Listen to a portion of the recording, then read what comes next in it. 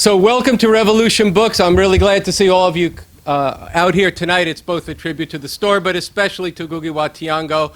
And join me first off in welcoming him back to Revolution Books. My name is Andy Z. I'm the spokesperson for Revolution Books here and in Berkeley. For those of you, I will talk about this a little bit later. Know that we're seeing some of the news reports that these fascists threatened to burn down the bookstore in Berkeley this past week, and we are not going to have it. So you are in Revolution Books. The way this program is going to go, I'm going to just do an introduction to the brief introduction now to the store and to Ngũgĩ, and then he's going to read from his new book and probably talk to you a little bit, if I know Ngũgĩ, and then after that, I'm going to come and tell you a little bit more about the store and ask you to do, or invite you to do, two things. So that'll be after that. And then Ngũgĩ and I are going to start a conversation, and then we're going to open up for questions and answers. And since there are so many of you, I think we'll probably open up to that Q&A a little bit earlier. And then Ngũgĩ's always gracious enough to sign his new book or any of the old books that are here. And his old books in this time are getting fresher and fresher. So tonight we are going to hear a reading from Wrestling with the Devil, a prison memoir.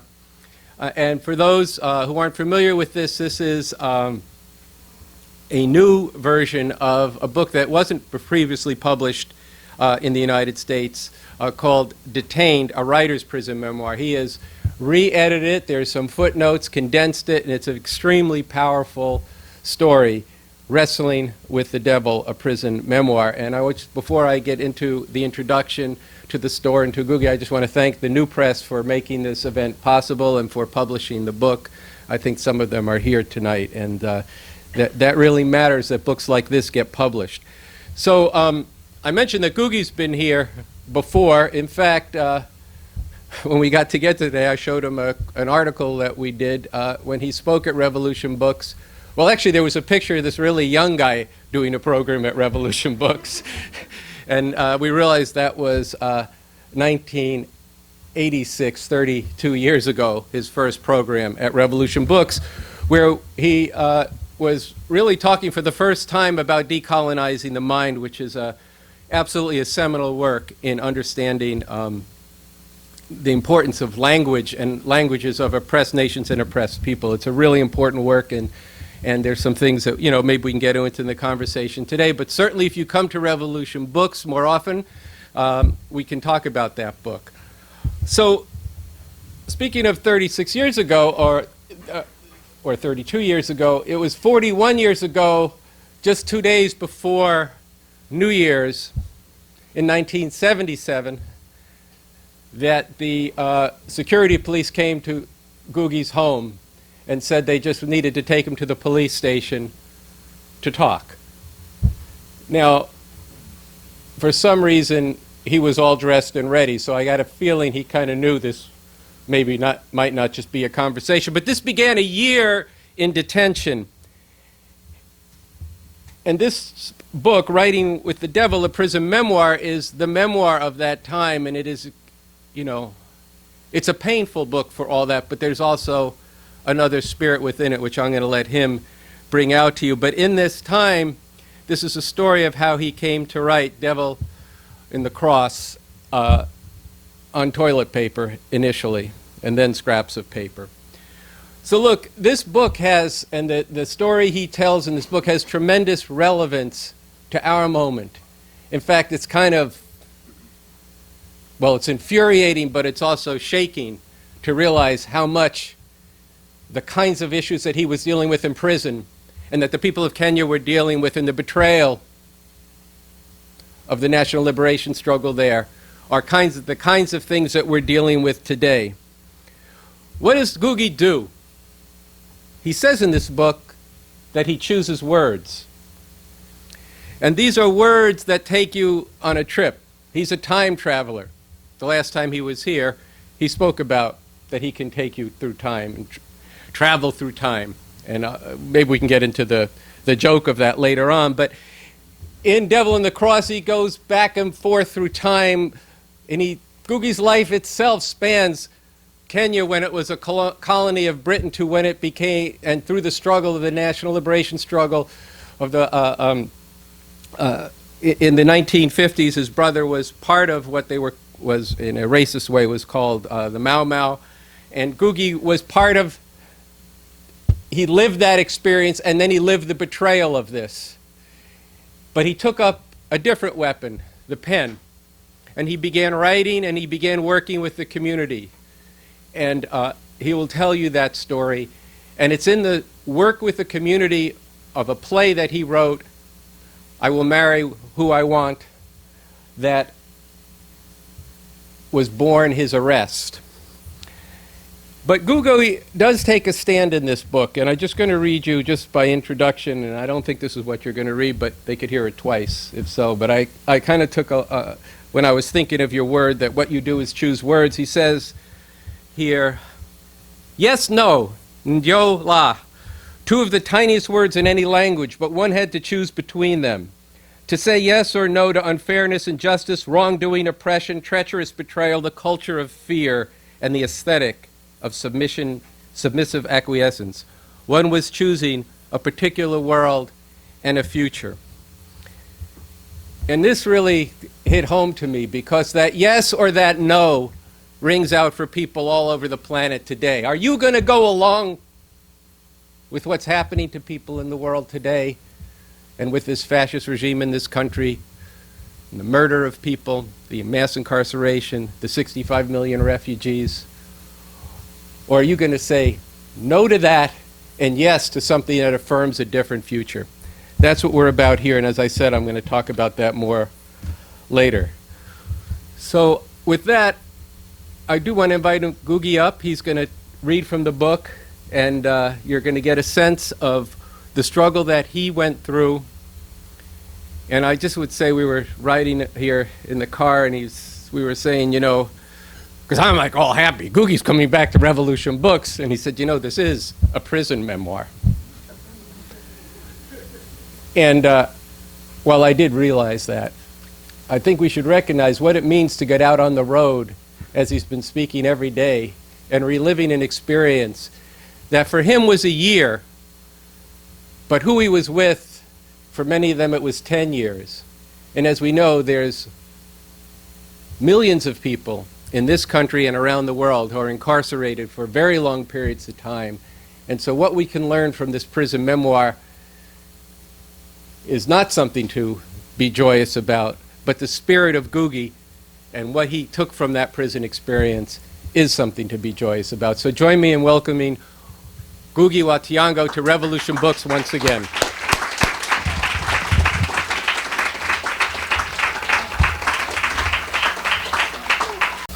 As you can see, the difference between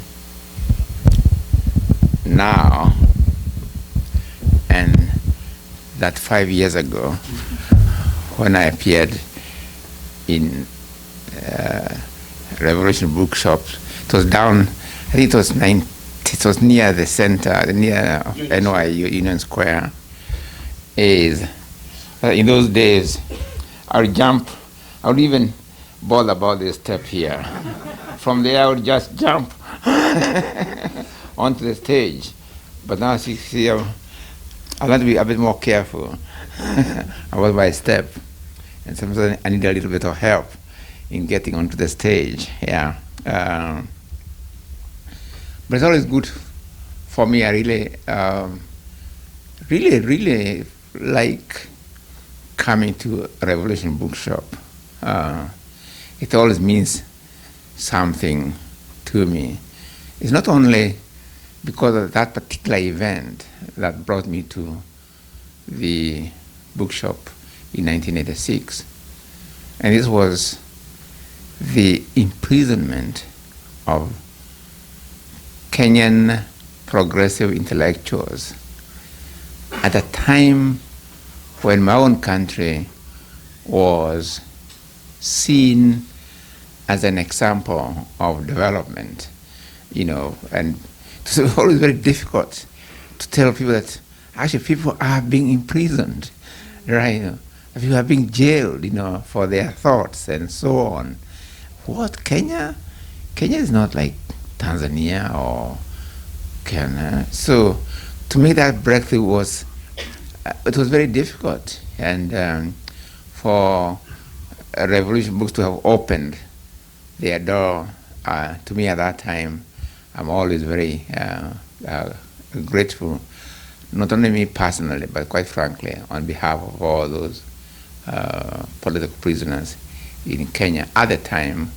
Most of them now, of course, are no longer in prison, but obviously the situation is not necessarily much better, but much better in terms of democratic space, but other things still are a little bit like the rest of Africa. Yeah. But there's another reason why I like being here, particularly in its current location.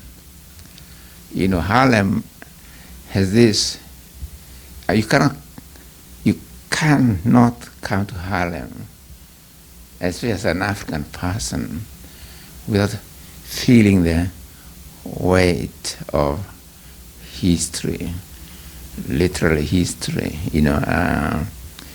and you remember all those who were here before me, walking from Harlem. Remember Clark McKay, Langston Hughes, Paul Robeson, whom I'm sorry to find he's hardly ever mentioned in talks about our revolutionary past or progressive past. He was really a big name. How people know how much his voice, let my people go, meant to so many, not only in America, but particularly in Africa and the Caribbean. Let my people go, yeah. All the way to Malcolm X, Sonia Chance, and all the other poets whom I used to fight. When I came in the 60s, early 60s, I used to like walking up and down the streets. And there would be these poets who would be sitting by the pavement or somewhere, and they would hand you a poem they had written. Just, yeah, you can have it. Go and read, right? And I miss that, that sense of people sitting down somewhere and saying, this is what I've written, just giving it to you, or I don't know whether you contribute something, but anyway, I have that memory. So I was very glad when I came and in the streets, this particular street, there was my name on the pavement.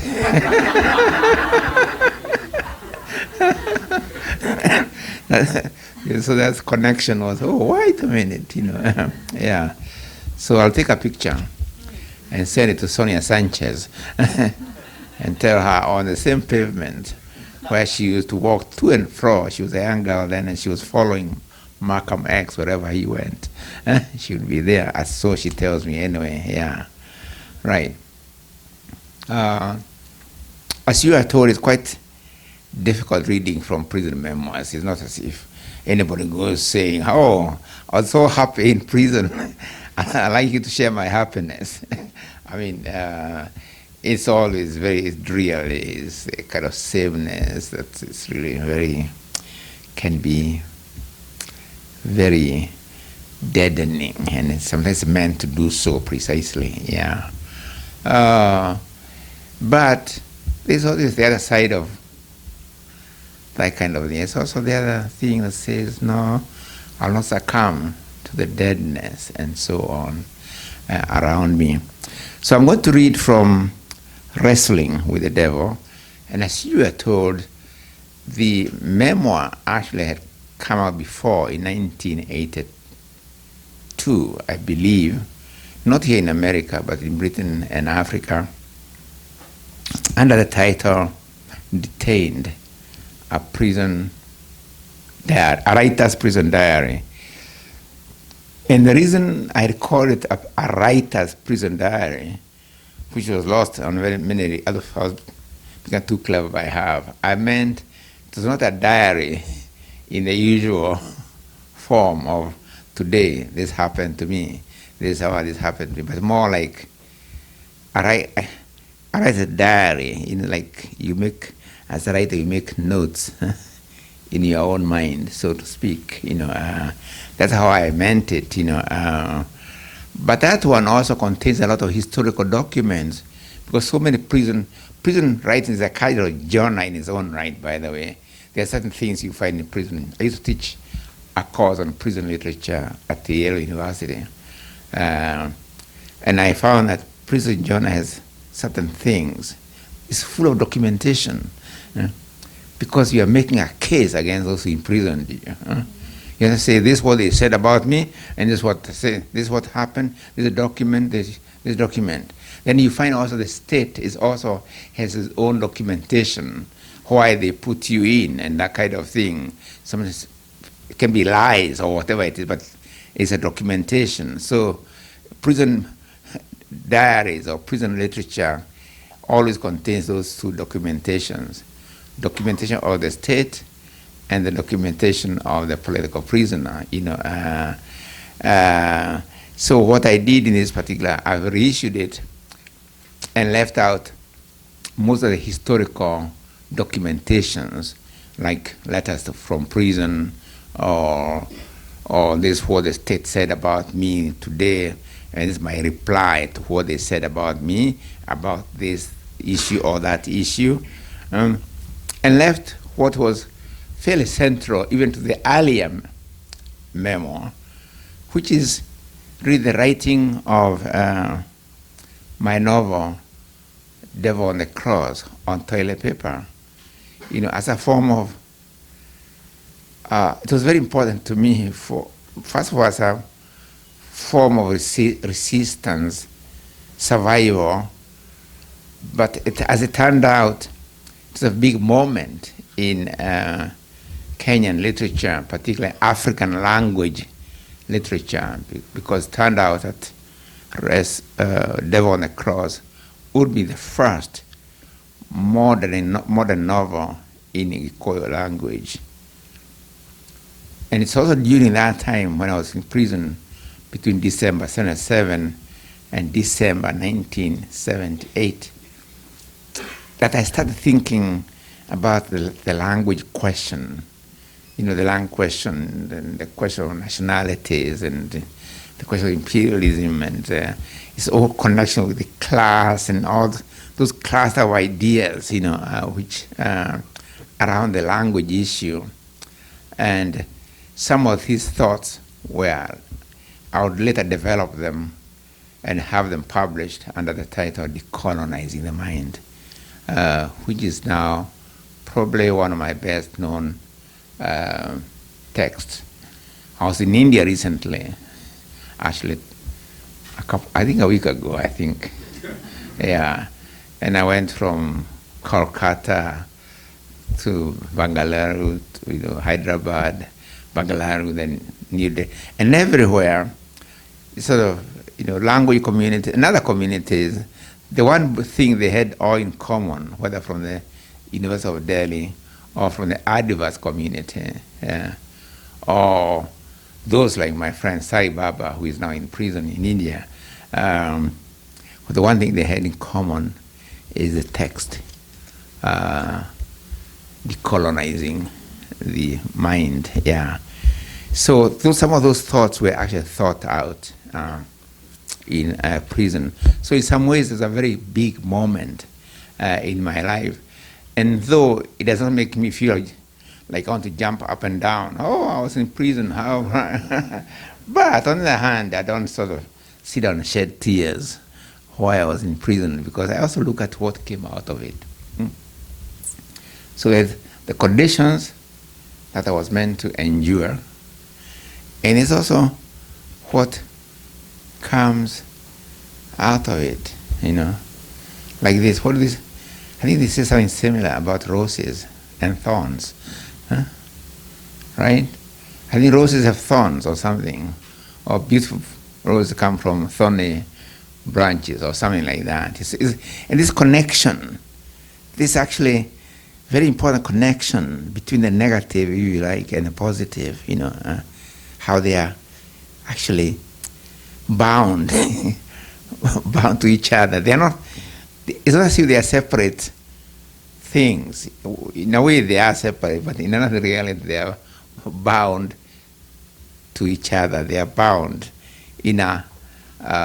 We like to use the word dialectics, but dialectically, they rise out of each other. They impact each other in a certain kind of way, and so in the same way, resistance.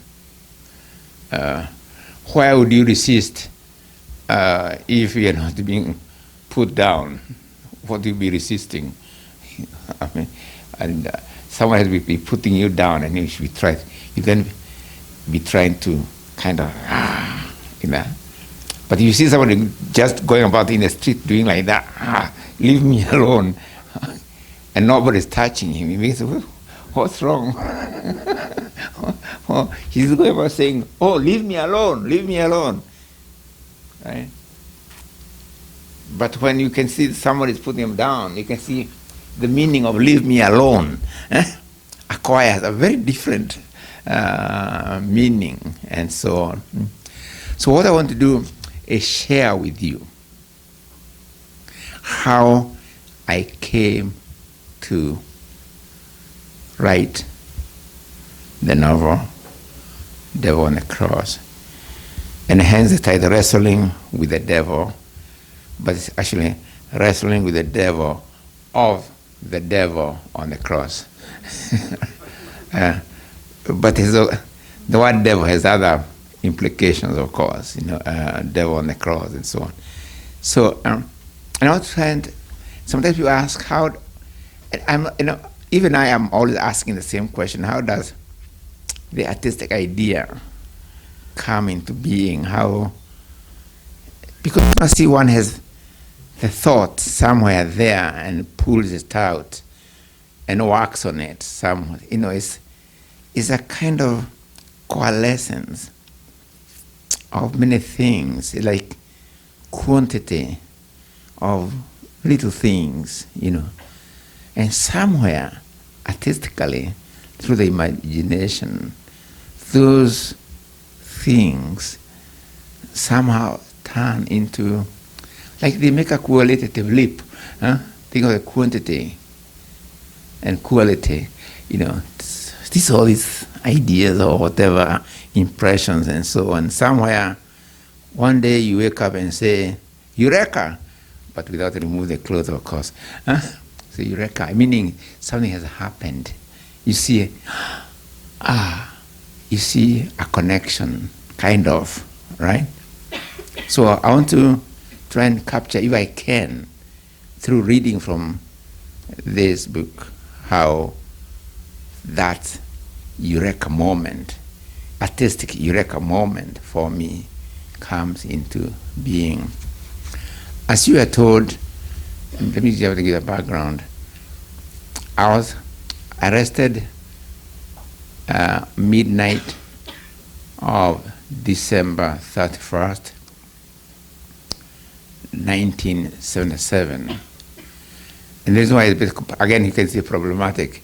If December, his midnight, December 1977, was it 1978 or 1977? But so somewhere, anyway, I'm arrested, from my house. By then I'm a writer. I've published my novels, Weep No Child, The River Between, A Grain of Wheat, Petals of Blood. So I'm reasonably well known within Kenya and also outside Kenya. I'm also chair of the literature department, which I and others have helped engineer from being simply English department solely, becoming a department of literature to be more inclusive of literatures and so on.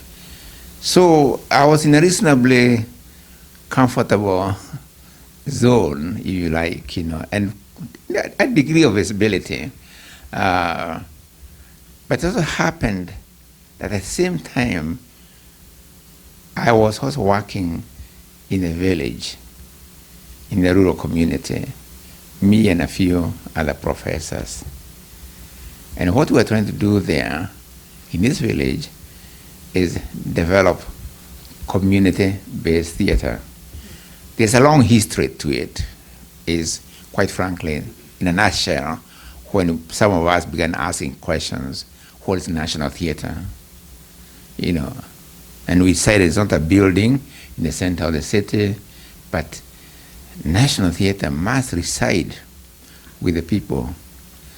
So the idea for us going to the village was to go where the national theater resides for us, you know, and it resides for us, it resided among the people. But you don't go to the people and say, you know, at the University of Nairobi and throughout my school years, English was a language of conceptualization. I wrote my novels in English and so on. But I can't go to the village and tell people, we want to develop national theater, or rather I want to be part of your national theater, you know, people's theater, and of course we are going to do it in English, right? I mean, it doesn't compute. I mean, do it until they learn English because they were speaking another language, or do you adapt, right? And when you adapt and begin to work with, I can tell you the kind of social structure or the people who work. It's really a village. We worked with landless people, peasants with 1 or 2 acres of land to their ownership. We worked with plantation workers, we worked with factory workers, and generally the unemployed. And we from the university. In that situation, who had to change? Is we from the university who had to change linguistically at the very least, right?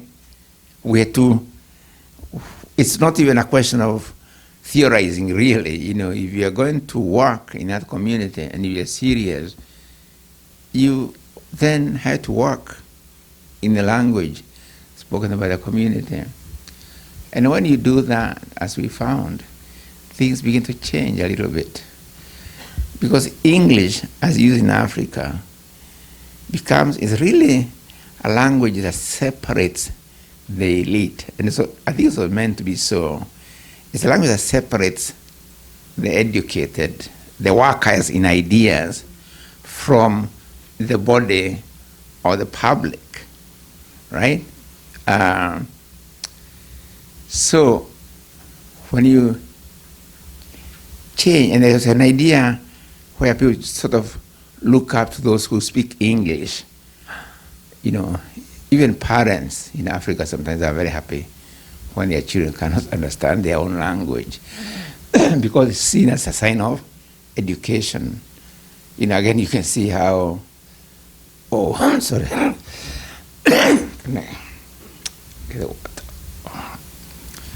I was in Amherst recently, and I got these arrows of rain, very cold, and I got dry cough.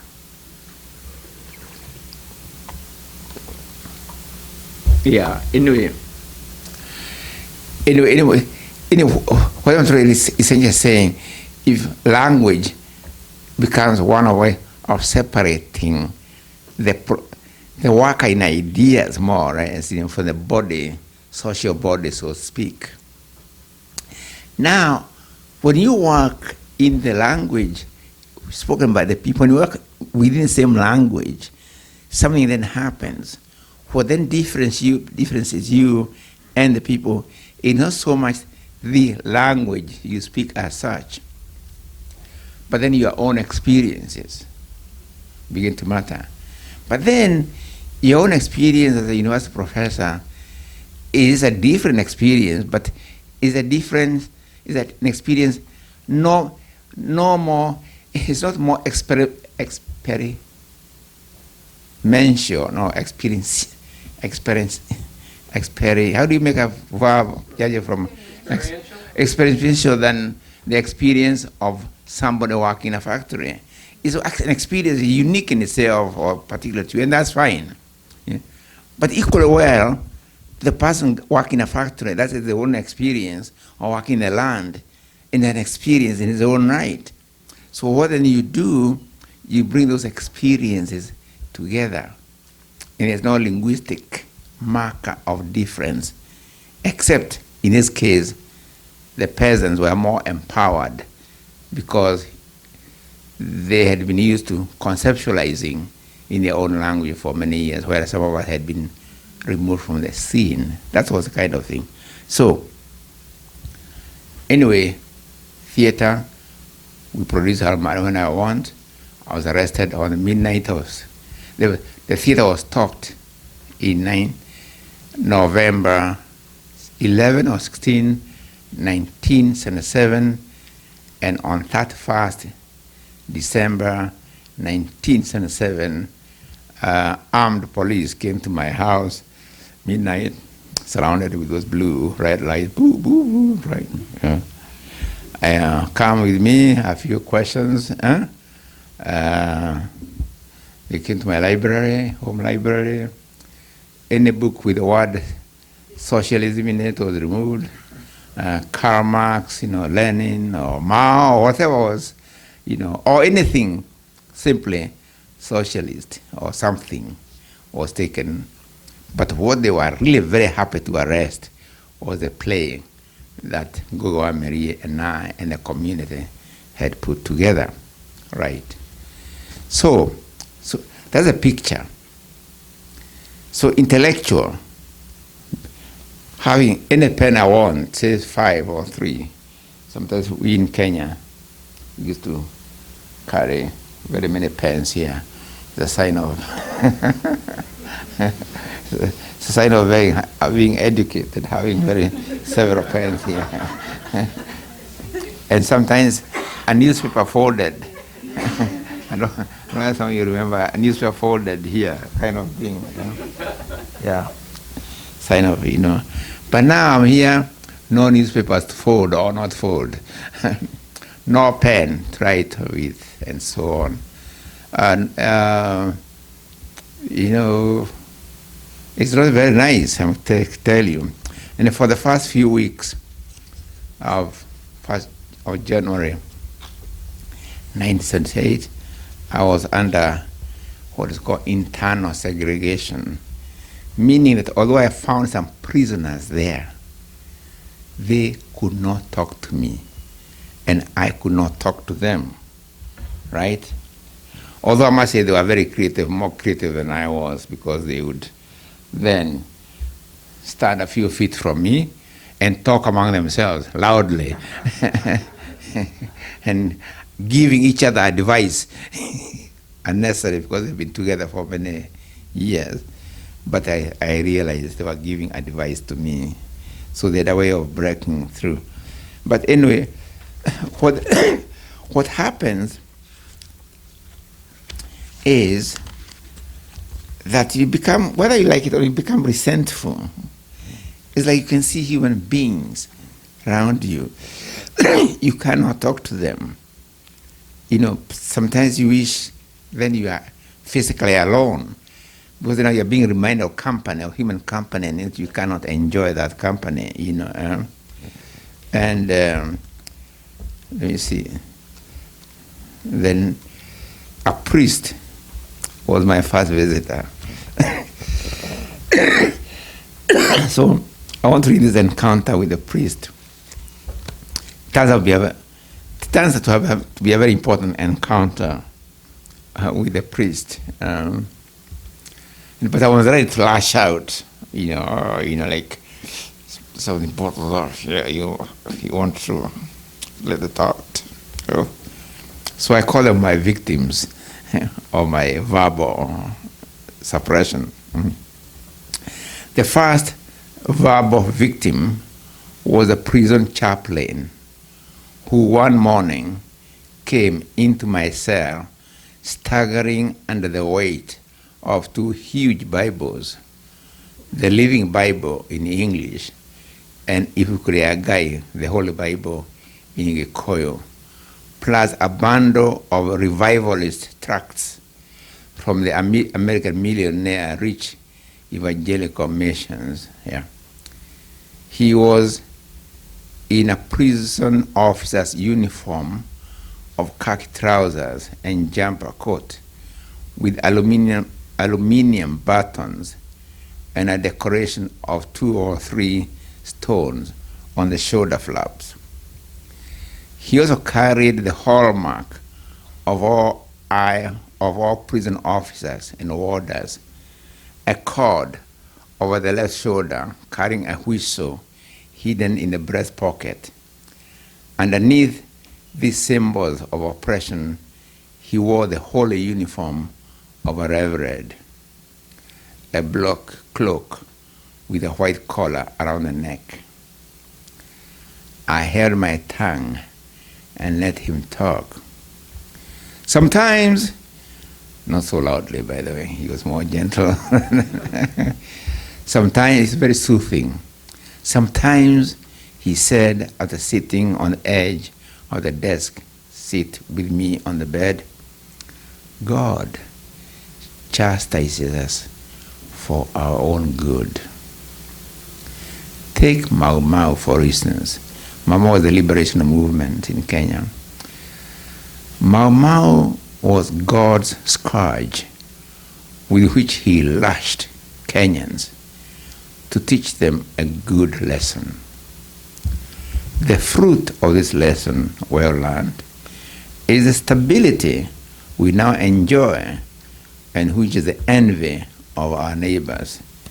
He's talking about the post-colonial condition which put him in prison. He's calling good stability. I could hardly believe my ears.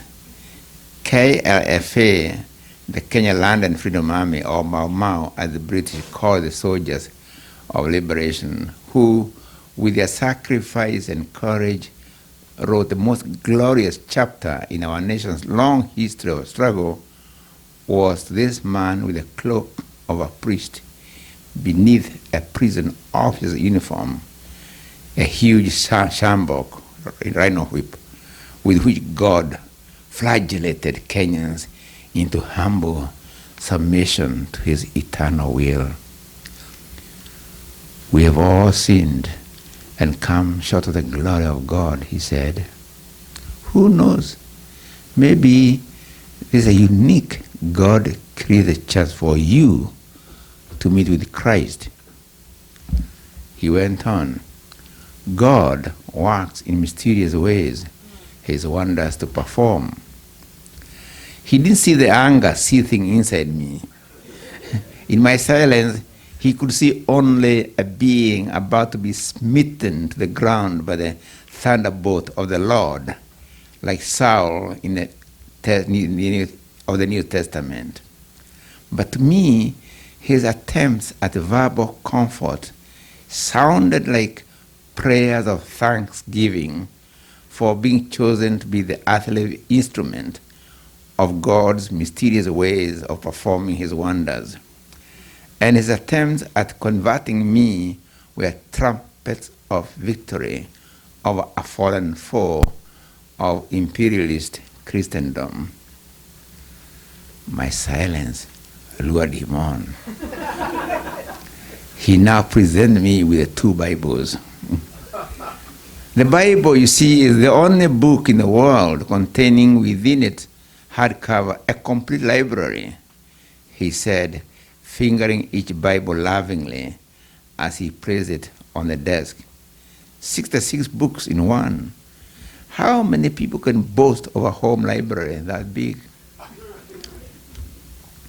He then handed me 2 religious tracts, one of which was, I think, God's City in Heaven, or some such title, with obvious awe at the American manufactured weightless leaves of holiness. Despite my mounting anger, I beat a hasty retreat from his verbal onslaught and actually took the leaves of holiness. I really felt weak before the moral certainty of a man who had walked the same path over and over again and has known every sharp corner and dangerous bend, every nook and brook on the way, a man who knows clearly from years of experience where this path leads to, a prisoner's acceptance to carry the cross forever without a murmur of discontent, because now he has the spiritual satisfaction of having Christ for a personal Savior. The visit, remember, had been beautifully timed. For over 2 weeks now, I had not engaged in any talk or debate. Indeed, I had hardly talked to anyone at any length since the night I was abducted from home. I had been denied human company, so I felt totally alone. I felt as if I were on the run, relentlessly pursued by an invisible, silent, malignant force that, despite my every effort to outdistance it, had finally caught up with me, as was now transforming me, a free agent, able to make decisions, into a passive creature, panting and cringing for mercy at the feet of the twin warders of body and the soul. My hard anger had now melted into a kind of spiritual lethargy and a kind of intellectual torpidity. What's the point of, I'm asking myself, what's the point of talking back? Is it easier for me, for everybody, but mostly for me, to buy peace in silence? The priest sensed the uncertainty in his query. He now took out his spiritual dagger and went for the kill. Let us kneel down and ask God for forgiveness for all our sins, he commanded, but in a voice tear-bathed in infinite pity and compassion. Then, suddenly, from somewhere in the depths of my being, rose a strong, rebellious voice. It said something like this: wake up from your spiritual lethargy and intellectual torpor. Don't let them drag you with this stuff. Don't let them poison your system with it. It was to make you acutely hunger and thirst for a compassionate human voice that they had kept you near and far from human company. If you let him get away with this, you're going to be his prisoner for the rest of your stay here and possibly forever. So I felt life astir. Hold it, I cried out. Who needs your prayers, your Bibles, your leaves of holiness, all manufactured and packaged in America? Why do you always preach humility and acceptance of sins to the victims of oppression? Why is it that you never preach to the oppressor? Take your Bibles, your prayers, your leaves of holiness to them who have chained us in this dungeon. I was getting worked up. A few guards crowded the door, but I didn't care. I fled right to his rotten roots, his spiritual dependence on imperialist foreigners. What had made him bring me tracts written by Billy Graham? Didn't he know that this was the same man who used to bless American soldiers on their missions to napalm, bomb, murder, and massacre Vietnamese men, women, and children in the name of an anti-communist Holy Crusade? Were there no Kenyans who could write sermons? My denunciatory vehemence shook him a little. He became defensive. The moral certainty had gone. Avoiding the earthly issues of oppression, exploitation, and foreign control, he said that as a man of God, he never indulged in politics. To justify that stand, he quoted the biblical exhortation to believers to render unto Caesar things that are Caesar's, and unto God things that are God's. And please, no, I grew up reading the Bible, by the way, because it was only a book available to me, particularly the Old Testament, in translation in Gikuyu. So I quickly quoted back to him the biblical scene in which Jesus whipped out of God's earthly temple the Pharisees and Sadducee collaborators with Caesar's oppressive rule. So a little game started. He would refer me to biblical passages that talked of faith, sin, salvation, grace, and life after death. I would in turn refer him to alternative passages in which God is cited as having sent his prophets to denounce earthly misrule and oppression of innocents. He abruptly cut short the heated exchange. Anyway, we could go on arguing forever, but I have others to see. You educated people like arguments too much. But remember, you cannot argue your way to heaven. Yeah. Now, just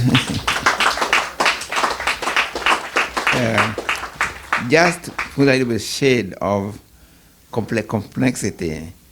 When I left the prison, finally, I discovered actually my vehemence was actually, in a way, well, I felt good, but actually, he had been sent with a message to me by some folks who I was working with us in Kenya. They're going through a priest friend of his, and they had sent him to find, I think. But I was so angry that I didn't get the hints when he was asking whether I got messages for people outside. I thought he was telling me that he was going to report me to the authorities or something anyway. So I just want to make that very clear. It's very interesting that things that may not always be absolutely black and absolutely white, as I came to learn later to my embarrassment about the law. Because sometimes even those who want to help you in prison can look very, very cruel, verbally, tell you things, but they are likely the one who will also whisper, there's a committee for your release, and then heap other insults on you for the hearing for the ears of the authorities. So things may be a little bit more complex, anyway. But the argument still is very, very important. It will come back to it later. So I want to look at give a portrait of some of the fellow political prisoners. And I want to talk about one whom I call the military man. The military man, very important.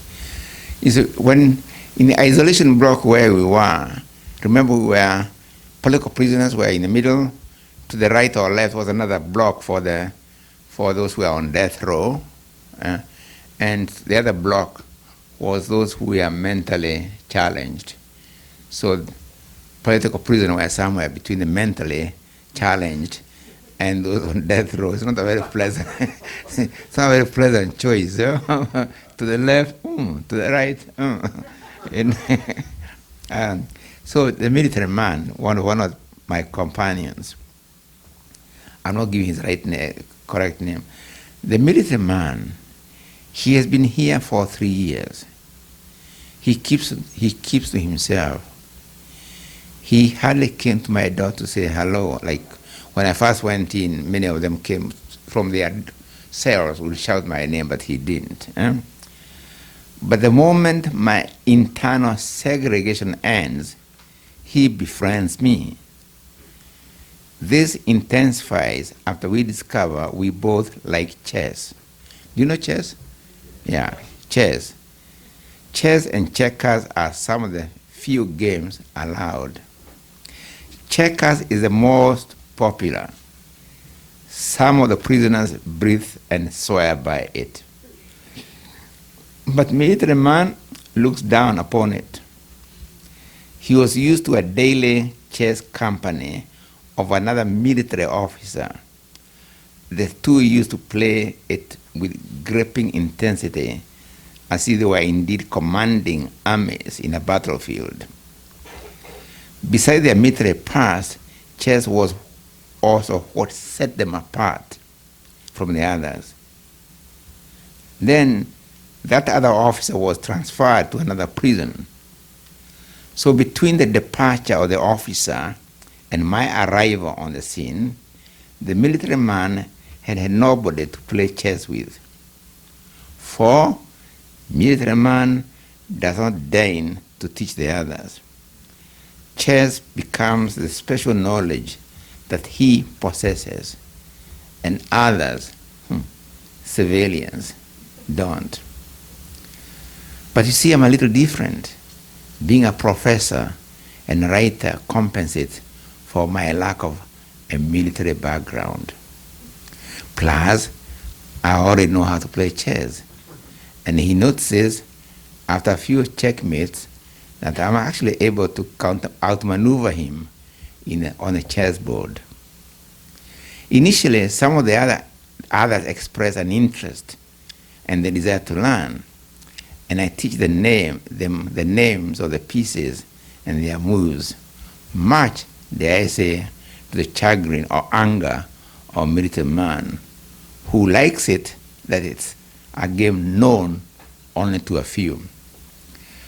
But he's not upset for long. For the moment the others discover that chess is not like checkers, but calls for more concentration, they abandon it one by one. And in the end, only military man and I are left to it, confirming to the military man his view that chess calls for superior minds. At first, the others, even when they do not play, would watch military man and me play. But after a time, they don't even stop at our sessions. Later, I learned the rumor that has driven them all away. A few even tried to discourage me for my own sanity. Chess, according to them, and the concentration it calls for, even watching it can make one crazy. And they think military man is a little crazed. But for me, I don't care. He, the military man, regales me with stories, not so much of his actual military experience, but the aura that surrounds it. He hints that he had indeed been privy to a military plot to overthrow the Kenyatta regime. And sometimes he himself was somehow in the thick of it. But he never divulges details of what, who, when, where, and how. But the very lack of details and his mysterious looks make his involvement seem bigger than he was letting on. The more I listened, the more extraordinary his hints and claims became. Sometimes he would tell me in whispers, without details, that he had trained with the PLO, that's Palestinian, and that he had met with Arafat, the previous leader. He talked about some of the leading figures in the organization. Just before my incarceration, There had actually been news of the arrest of 2 Palestinians at Nairobi airport. He now swore to me to secrecy. Then he divulged a secret.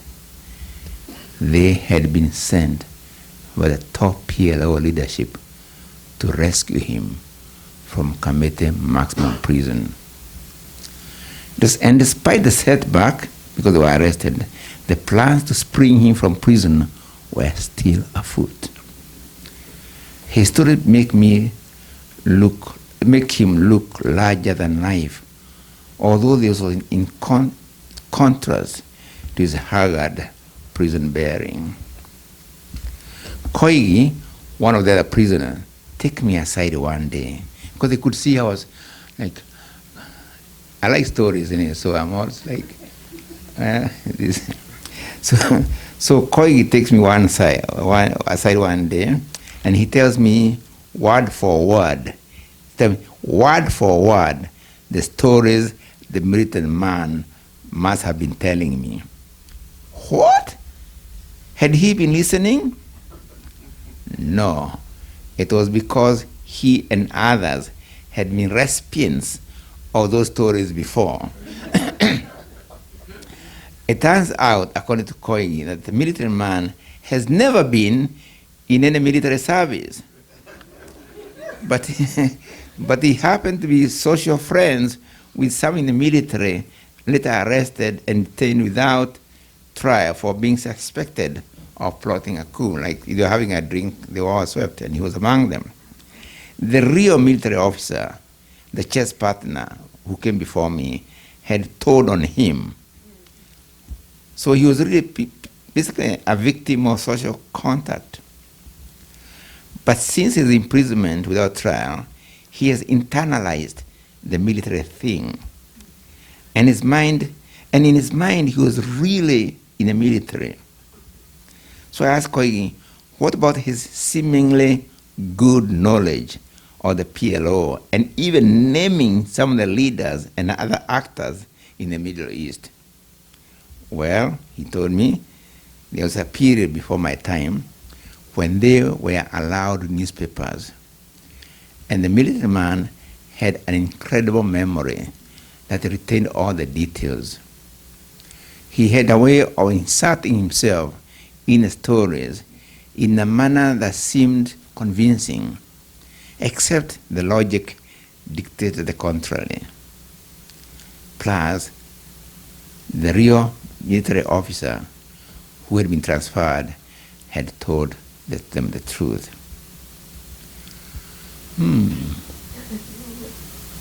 Actually, I became even more interested in his fiction.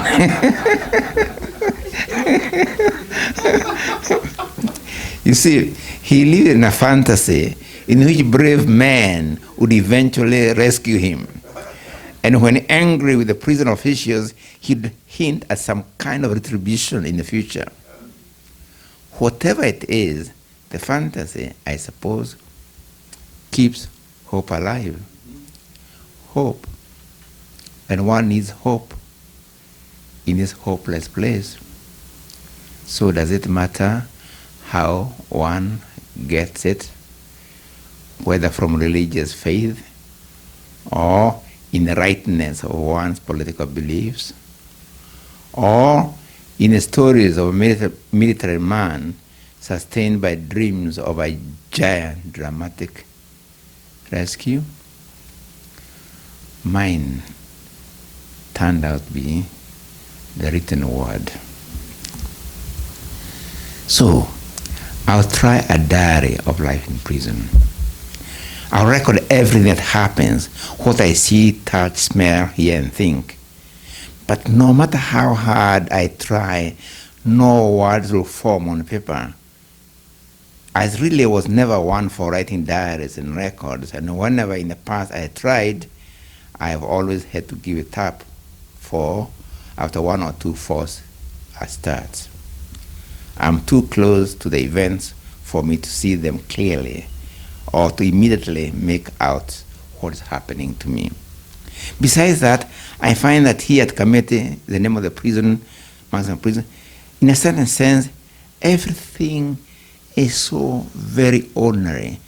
Well, actually, worse than ordinary, for time here is sluggish. Space is narrow. And any action is a repetition of similar non-actions. So I have nothing outstanding to record. Yesterday as today.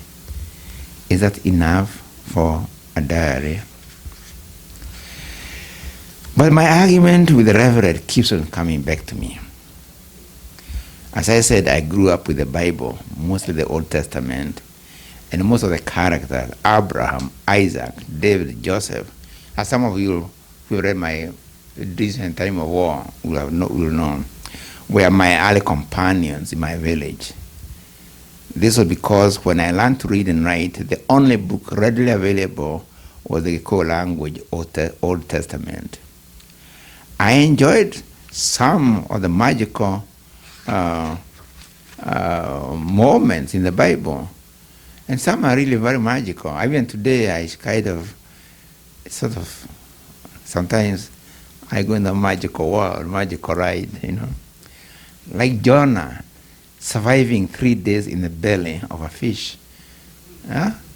When you can think in the belly of a fish, the only time I saw a similar thing was actually in Mahabharata, in the Indian Sanskrit, where people are born in the belly of fishes and other things.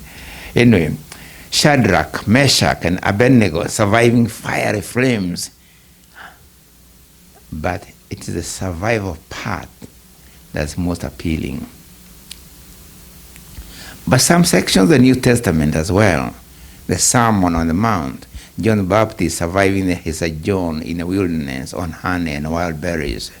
That's why I was asking for honey when we were having tea the other place. He brought me a big jar of honey. He didn't realize I was taking back to the prophetic.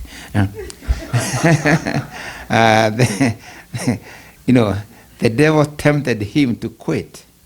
That's John the Baptist. The devil once even dared tempt Jesus. They had wrestled with the devil and emerged stronger from the contest.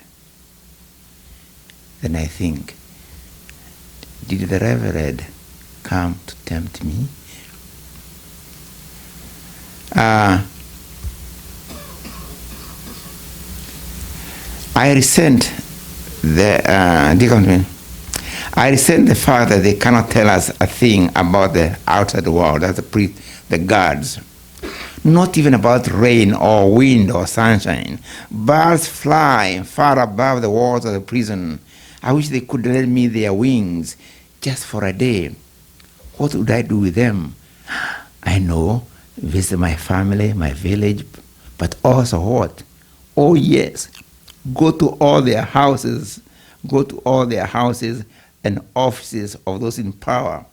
Make mischief or land at caves where they are planning corruption and scatter their plates and knives, kind of practical jokes.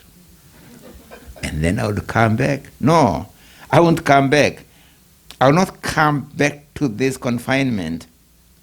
But really, the fun is in going and coming back at will and enjoying their foolishness in thinking they can confine me within their man-made walls. But this, going and coming, is actually what I do every night and day. I visit my family. I walk the streets. My imagination is my wings of glory. A novel, that's what I must do in Ngũgĩ. That would be fun. Writing a novel in the language that had made them bring me here. Yes, combine fun with fight and flight. But guess what? No story would form. Then I remember there was a time when I visited Vihiga village in western Kenya. I fly back there at night, and I see the rocks, there's a rock called Napoleon Rocks there. And I remember I had wanted to write a story about those Napoleonic rocks. I'd even started one, but I can't remember the plot. All I recall was that there was a devil in our story. I come across, read Kim Ji-ha's poem. Kim Ji-ha was a South Korean poet who had been imprisoned also under Kim dictatorship. That's used, you know. He wrote a poem called The Five Bandits. This tells the story. I've got a copy in Tokyo once. He tells the story of a contest of skills in theft among a business tycoon whose custom-made suit is tailored of banknotes, a politician, a bureaucrat, a general, and a government minister. I read it from The Cry of the People, a book of his poems I picked up in a bookshop in Tokyo once, actually earlier that year. I'd been teaching it at the University of Nairobi, and it goes down very well. Wait a minute. I can visualize a similar competition among those who brought me here. But I need paper, pen, writing material. The warders have plenty. I want to write something, I tell them, hinting it might even be a confession. The older political prisoners had told me of the trick. It always works, they had told me, because that's what they want us to do, confess. And indeed, the chief warder readily complies. A ballpoint pen, but only a few sheets. Never mind. I can supplement that with, well, toilet paper. Good. The idea eludes me. But soon, another idea steals into my sleep. It begins to form a shape. It's around a competition among wealthy robbers. Probably not so original, remember Kim Ji-ha? But it strongly appeals to me. Jesus and the devil come to my mind. I still wrestle with my argument with the Reverend.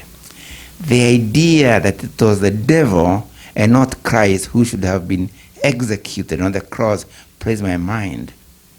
Jesus was an opponent of Roman imperialism, a proponent of the kingdom of the least among us, a visionary who saw the poor among whom he walked as inheriting the earth.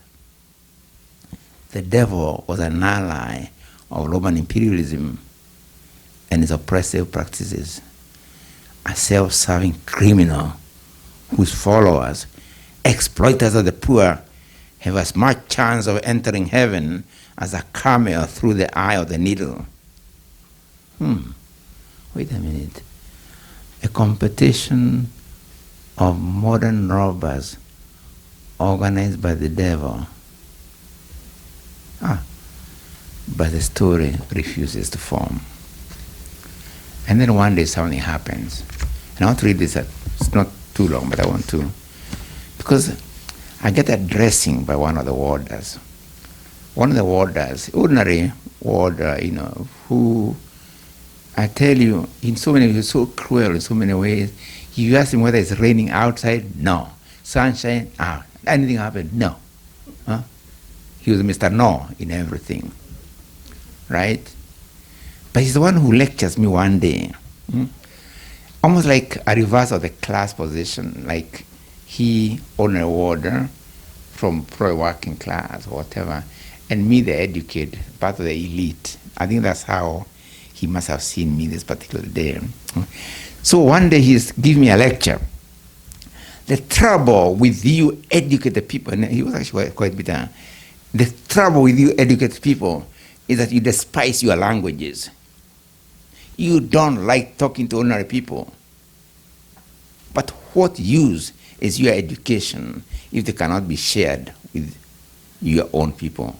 Let me tell you, you may possess all the book education in the world, but it's we, ordinary people in tattered clothes with bare feet and blistered hands, who have the real knowledge of things. You see, if I was to wear a suit today, you would see me a different person. But it would not mean that I had suddenly acquired more knowledge and wisdom than I had when I wearing tattered clothes. Have you seen any European calling himself Mtiso, Kamau, Onyango, Kiplagat, or Simiyu? Have you seen Europeans abandoning their languages and bothering about our languages, Kiswahili, Zulu, also? Let me tell you something else. Yes, I may not have the book knowledge, but even a child can give you a word that might benefit you. You people, even if you follow Europeans to the grave, they'll never, never let you really know their languages. They will never, and mark my words, don't look down upon a drop of rain. Europeans will never let you into the secrets held by their languages. What do you then become? Their slaves. As I said, he's an ordinary Mogikoyo warder. He speaks the same language as me. To me, no, not actually talking to me, but lecturing me. But I'm a little bit speechless with this belief. Is he trying to trap me into something indiscreet? Anything? Does he know what he's talking about? Does he not know that I'm here precisely because of trying to communicate with peasants and workers, ordinary people in their language, or as he call ordinary people as he calls them? But there's kind of frank bitterness in his voice that shows much sincerity in his holding me and my class responsible for the cultural plight of Kenya. I think he's utterly unconscious of the fact that what he is saying, were he to try and put it into practice, could land him in this very detention block. I say he's genuine in his utter lack of consciousness of the heretical nature of his position on culture, because he's one of the few warders who seem to have been completely cowed by prison and authority. If you asked him about the weather outside, he would shrink back in fear, pleading, "Please don't play fire with me, with my job. It's where I get daily flour for my daily food for my children." So in saying this to me, it's probably because he thinks it is a safe subject. Language, culture, education, who cares? I'm content to listen to his monologue. Now I think to understand this, I don't think they believed it was language that was some of my being put there, and maybe a bit right about it. But really, they were thinking, no, I must have plotted something bigger. Huh? That's why I was in language. No, okay, I don't think so. Or play, because the word for play in our language, madako, also means like when children chase each other, hide and seek. We use the same word, play. What can that kind of children play bring him into prison? Okay. No. So, who cares? I'm content to just listen to his monologue. What have Europeans done to you people that you follow them like dogs, their master? What have they done to you that you despise your own tongues and your own country? I cannot answer him. I'm itching to tell him about the Cameredo experiment where I worked with peasants and workers. But I know that if I so much as mention the name Camiredo, he will freeze in terror, change the subject, and move away from the door of cell number 16, which was my cell. But his talk has stung me in ways that he'll never know. That night, I sit at the desk and start the story of Waringa in the Gikuyu language. I don't know how, but the idea of a competition of robbers organized by the devil becomes central to Waringa's adventures. It flows just like that. And for the first time in my incarceration, I feel transports of joy. That which I've always toyed with but feared, writing a novel in my mother tongue, Gikuyu, is happening before my own eyes. And I have government toilet paper for writing material and a government paid guard as a consultant. I'm ever willing to learn, in prisons more so, and the novel is what later became Devil on the Cross. And I'll show you something here. Here, I have a picture in this particular edition of the toilet paper I wrote on. Yeah, right, this, right? It was actually meant, it was a bit hard because I think it was meant to punish us prisoners, but it was really very good writing material. It held the pen very well. Yeah. I'll tell you one more thing, and then we shall end. One in prison, one is always thinking of what I like to call dreams of freedom. Because we know when you are two nine. Okay, let me see. Let me just explain. I won't read all the dream of freedom, but when you're in prison, everything becomes symbolic. You see a bird fly, and you see yourself flying. Like you see yourself, oh, you could fly like that bird. They acquire strange kind of, very hopeful symbolism, So, among the political prisoners were some Muslim comrades who were there. And they used to pray the Quran, I don't know, 5 times a day or something. And at first they would sing. In my ignorance, I thought they were singing. I didn't know that they were actually. It was very beautiful the way they were doing it. And I would, at odd times, I was like, can you please sing again? And they would look at me a bit quizzically. But anyway, but one day one of them, who is their sheikh, after almost a year or so, we were there in Kenya, we call Madaraka Day, when we got internal self-rule. And he read the Quran, and he saw that in the Quran told him that we were going to be released on that day. What we call the Quran theory of freedom. So we hung around, we may not believe it, but you hoped. You also hoped the Quran might actually be true. So you hung around him and hoping that the Quran might be right, okay? Alas, it didn't happen. Quran, okay? And I've mentioned the doves, keep on flying over and so on. Then another theory, what we call the dove theory of freedom. Why? Because according to some of the narration, every time they had been released, doves had been seen to fly. So I think that, again, we had another day of freedom with the doves flying above us and so on, So many theories of freedom, but even that came to pass.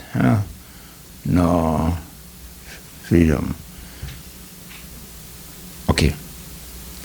And then Kenyatta died. Okay? The first president. With Kenyatta's death, another dream of freedom possessed us all. And this time, even the oldest prisoner, we called Wasonga, could actually believe it. The whole, then suddenly a rumor started, would actually be freed on Friday, September the 22nd. The whole compound was gripped with feverish excitement and expectation. A week to go, and we'd all be free to talk with our families, see green life again, hear the sweet laughter of women and children. Food became tasteless, prison food that is. And on Tuesday evening, very few touched their prison food. We exchanged addresses and confidences and plans of future meetings. We started talking of detention and political imprisonment and committed maximum security prison as things of history. Some of the prisoners had already arranged for a new the kind of shoes we were wearing, tire shoes, sandals, which they would carry home as a remembrance of things past. So comes the morning of Friday, September 2nd. This found us all still in the grip of hope. There had been no official word yet, but the rumor had become a reality. Why not? Every reasonable argument pointed to our release on that day. Some political prisoners had sat down, made a list of all the cabinet ministers, and tried to determine their voting pattern in terms of yes or no to our release on that day. And naturally, the ministers in favor of our release always outnumbered those against our release. A political prisoner who cautioned realism in our expectations was shouted down and denounced as an enemy of the people. It was a kind of collective madness, I remember. And when at about 10 o'clock, there was a vigorous banging on the outer door, and a prison officer dashed in, waving his staff of office, I said to myself, at long last, God, freedom. But others read something different. Quickly, Koigi pulled me aside and whispered, go, clean your room at once. There's going to be a search. And he literally ran towards his own cell to do the same. I had never seen a prison search before, and though the others, political prisoners, had told me that under previous regime it had been a weekly ritual, I never really knew what it meant. So I wasn't sure what I was expected to do or how to prepare for it. And then the warders descended upon us from all sides, batons raised, literally hounding us back to our cells. And there was no laughter in their eyes. My cell, number 60, it was near the door, was the first to be raided. Among the items taken, alas, was my entire novel on toilet paper. Yeah. When you read them, you find the solution. I've got a chapter called Sherlock Holmes and the Strange Case of the Missing Novel.